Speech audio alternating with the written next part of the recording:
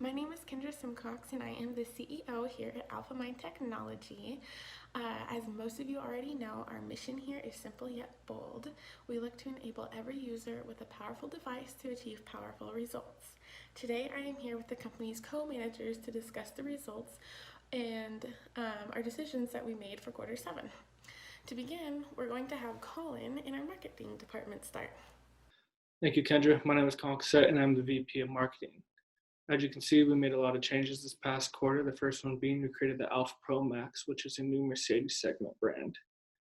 We added the R&D that we invested, which is the ultra-fast computing power and the high-speed networking to this product to make it the highest and most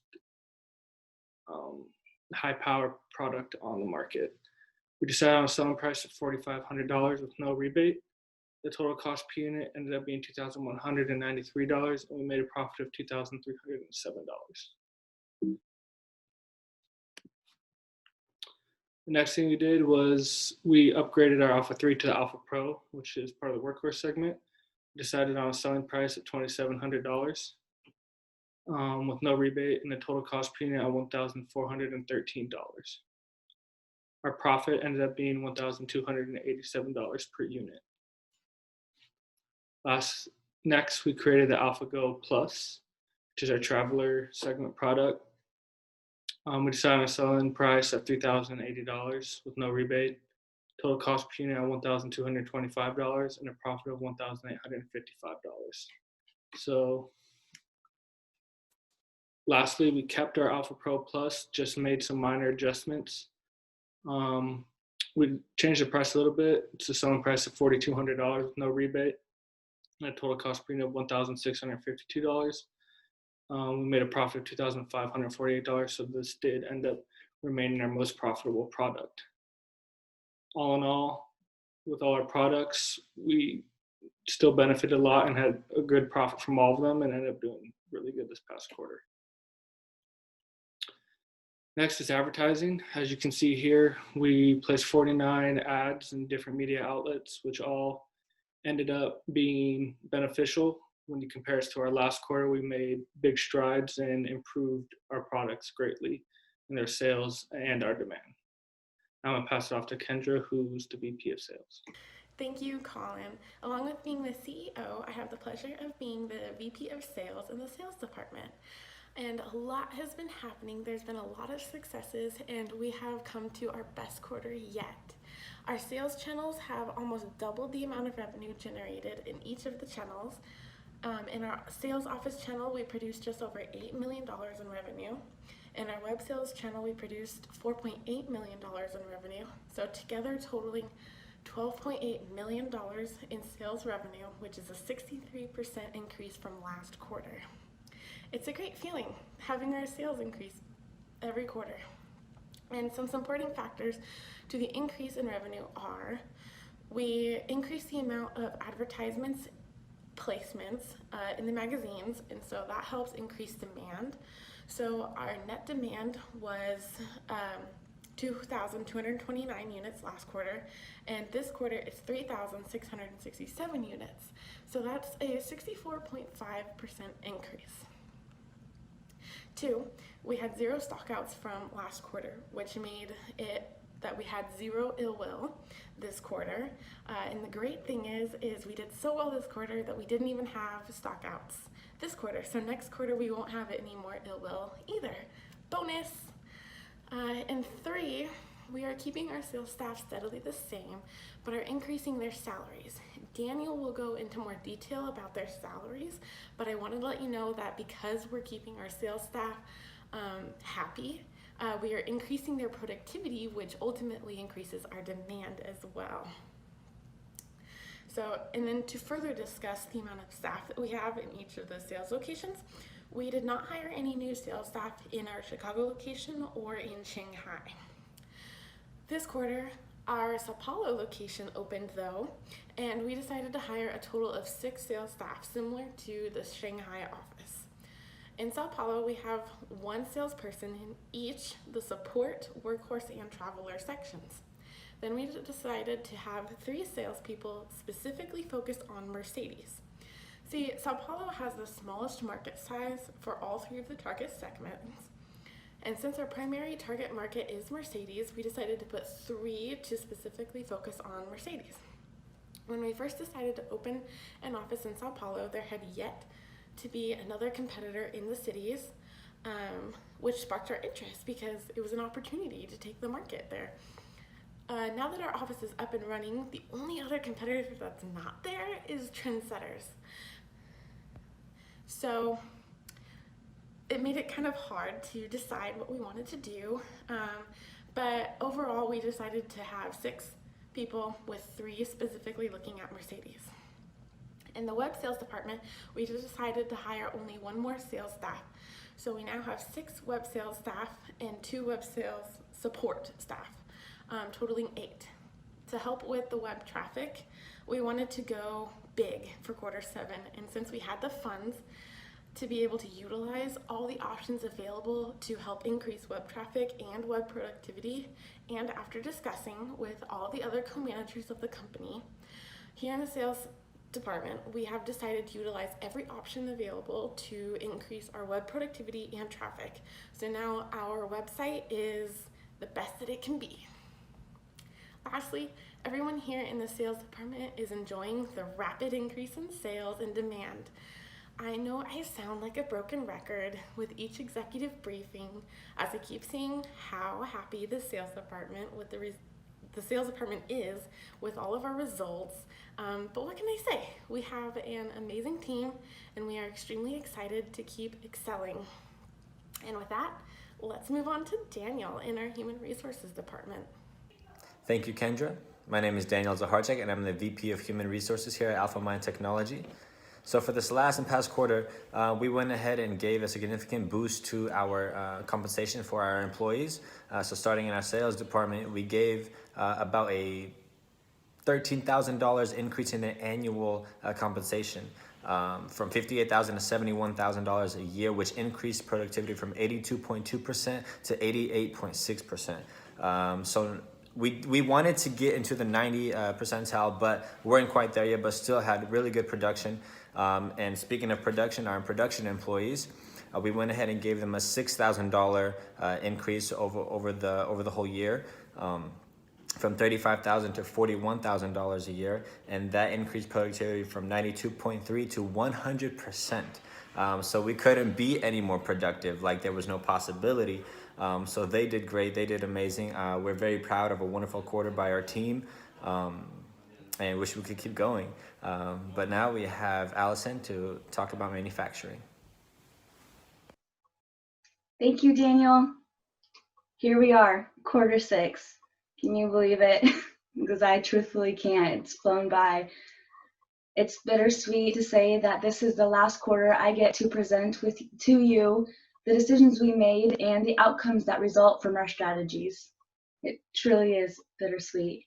But just to highlight a few things for quarter 6, we had a significant decrease in production cost, our ability to provide for all of our customers, and the capacity to do so in our very bright future as a competitor in the microcomputer industry. And lastly, our status in terms of capacity and our ability to forecast what to set it at and what actually happened, how much excess did we have, vice versa, all possible outcomes from that. So first, if you take a look at the tables on the left side of the screen, you will notice the data between quarter 5 and quarter 6, the difference that we have made. The less direct labor from 539 to 347, and total overhead of 91 and now costing 53. So this did help a lot with decreasing our production cost per unit. We were very excited about that. We did have 3 new products. So if you noticed in quarter 5, we had the Alpha Pro Plus, the Alpha 3, and the Alpha Go.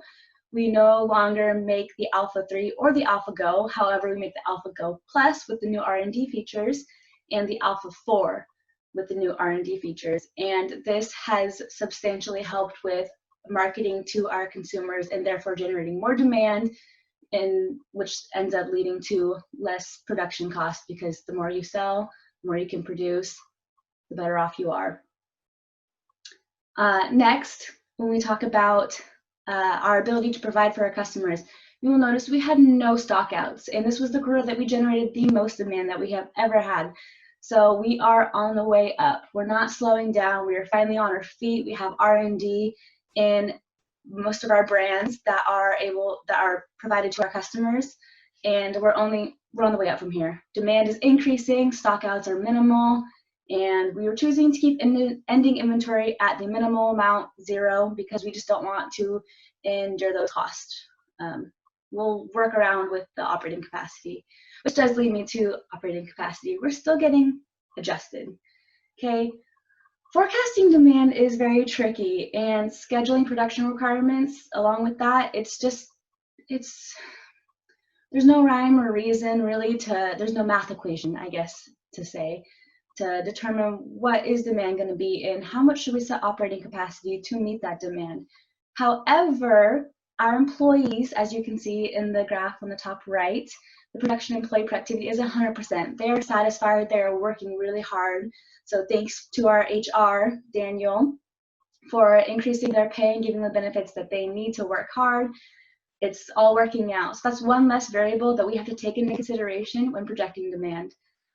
Currently, though, in this quarter, we did have excess operating capacity of 44%, and it was charged to our overhead for approximately $1.1 million. But as Fung will tell you in just a few seconds, we had positive retained earnings this quarter. So we're learning, we're getting adjusted, and we're only on the way up from here. So with that, here's Fung to take over financial statements.